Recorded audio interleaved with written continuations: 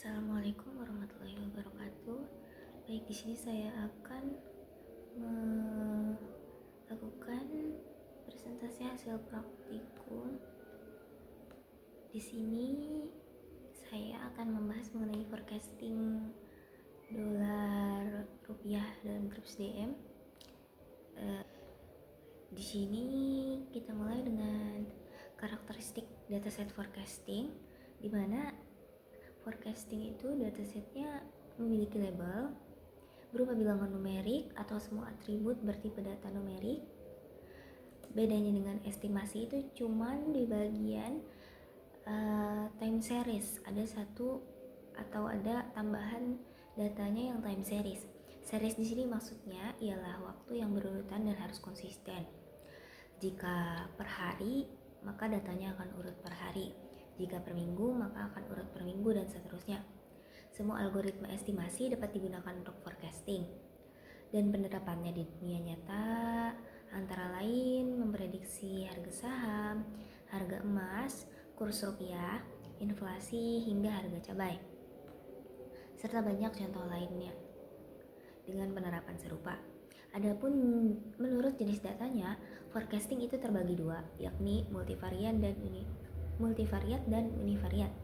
Multivariat memiliki banyak variabel atau atribut, contohnya open, high, low, volume, dan sebagainya.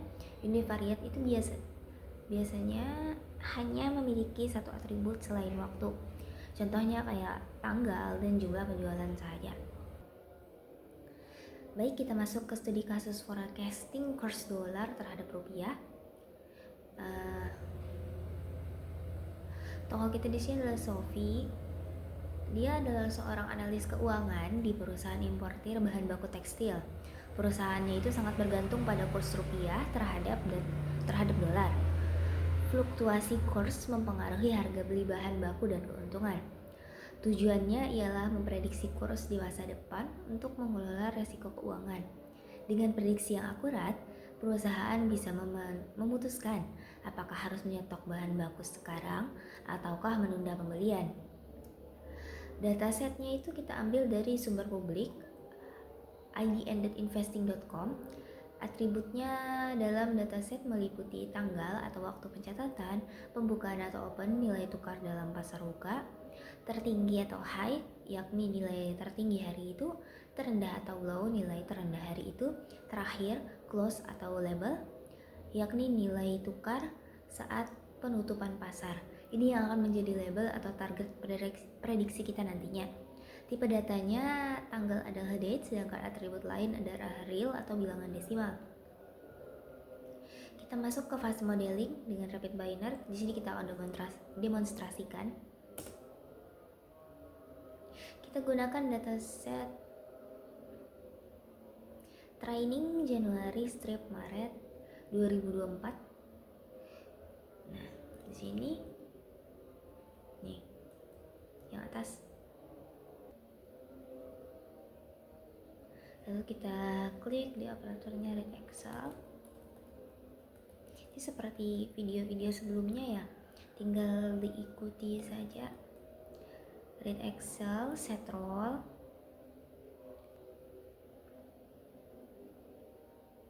Set rollnya kita atur di sini.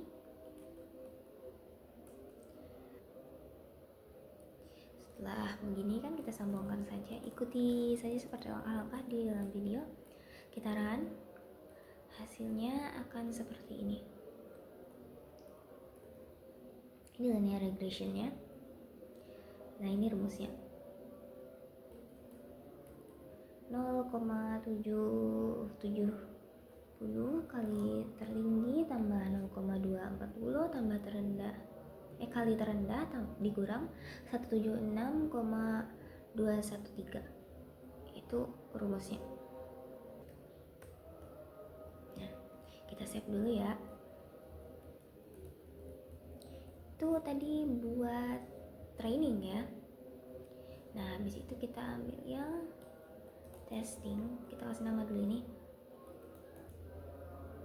Nah, kita bikin proses baru. Nah, di sini kita bakal masuk ke 10 data berikutnya, ini testing. ikutin aja langkah-langkah yang ada di video ya, lihat Excelnya ini. Nah, kalau kayak gini, performance, pilih yang performance regression.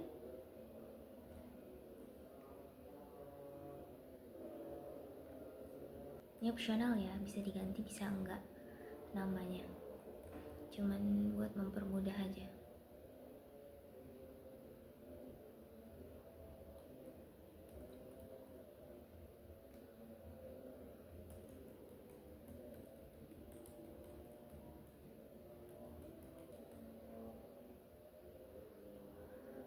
Sama kayak tadi, set role-nya itu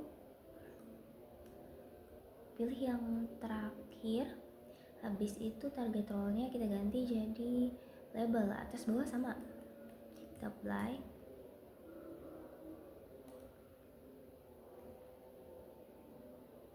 Nah, kita run, hasilnya akan begini. Setelah dijalankan tuh kita dapat melihat root mean square error atau RMSE-nya sebesar 17,384.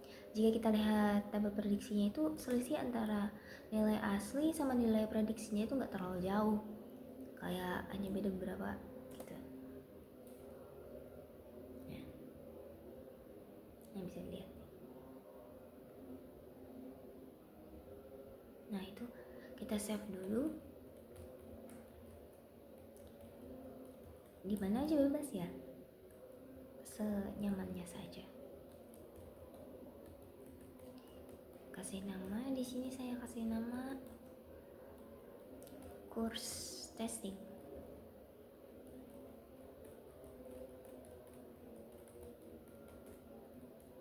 Oke. Terakhir kita ke fase scoring. Kita terapkan model data baru yang belum ada labelnya atau data masa depan yang ingin diprediksi.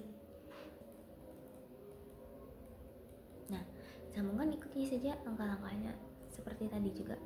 Bedanya sini di scoring, bedanya ini di scoring itu cuman di Excelnya aja diganti.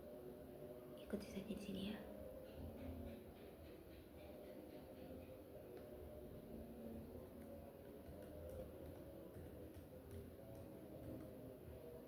Nah, seperti ini.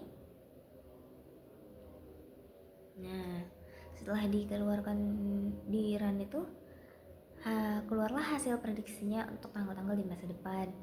Ini nilai course yang diprediksi oleh model kita nanti. Baik, kita lanjutkan video sebelumnya. Di sini kita akan menggunakan forecasting yang univariate dan teknik windowing dengan rapid miner.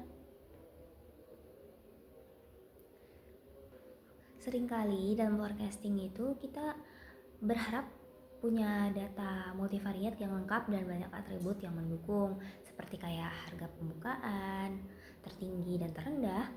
Namun kenyataannya tuh seringkali kita hanya memiliki data variat, satu data univariate atau satu atribut saja. Contohnya kita hanya punya data penjualan harian atau harga penutupan saham tanpa atribut lain. Nah, di sini ada solusinya. Namanya itu teknik windowing. Teknik windowing diagram sederhana yang menunjukkan deret angka horizontal diubah menjadi matriks tabel. Solusinya teknik ini memungkinkan kita mentransformasi satu kolom data deret waktu atau time series menjadi beberapa atribut baru. Intinya kita menggunakan data masa lalu sebagai atribut untuk memprediksi masa depan. Data masa depan, kita mengubah data univariate menjadi seolah-olah data multivariate agar bisa diproses oleh algoritma machine learning. Bagaimana sih cara kerja windowing? Di sini misalnya dalam baris 1, nilai 1, nilai 2, nilai 3 akan memperoleh nilai 4. Prediksinya yaitu nilai 4. Baris nilai 2, baris 2 berisi nilai 2, nilai 3, nilai 4 akan menghasilkan prediksi nilai 5. Misalnya kita menentukan ukuran windownya adalah 3. Berarti nilai hari ke-1, 2, dan 3 akan menjadi input atau atribut untuk memprediksi nilai hari ke-4 atau labelnya. Kemudian kita geser satu langkah ke bawah, nilai hari ke-2, ke-3, dan ke-4 menjadi input untuk memprediksi hari ke-5. Proses ini akan terus berulang sampai data habis.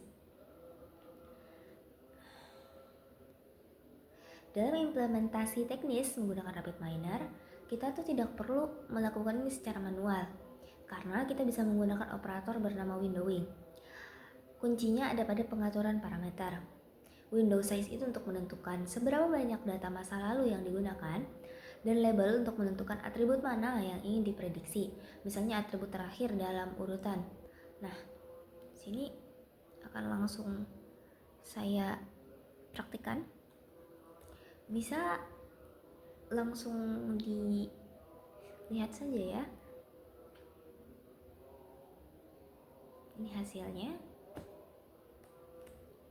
seperti yang sudah saya jelaskan tadi.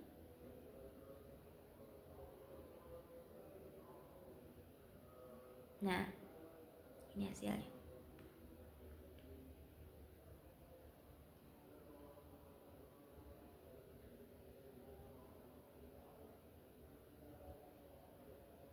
Sama kayak yang tadi itu. Perbedaan fase training sama scoring itu, pada fase training atau testing ada targetnya, sedangkan pada scoring unchecked atau prediksi masa depan, kesimpulannya keterbatasan pada univariate bukanlah penghalang untuk melakukan forecasting. Dengan teknik windowing, kita dapat mengekstrak pola dari data sejarah itu sendiri untuk memprediksi masa depan. Teknik ini sangatlah cocok digunakan untuk prediksi penjualan retail atau pergerakan saham harian. Baik, sekian kiranya presentasi saya pada hari ini. Salah hilap mohon maaf. Wassalamualaikum warahmatullahi wabarakatuh.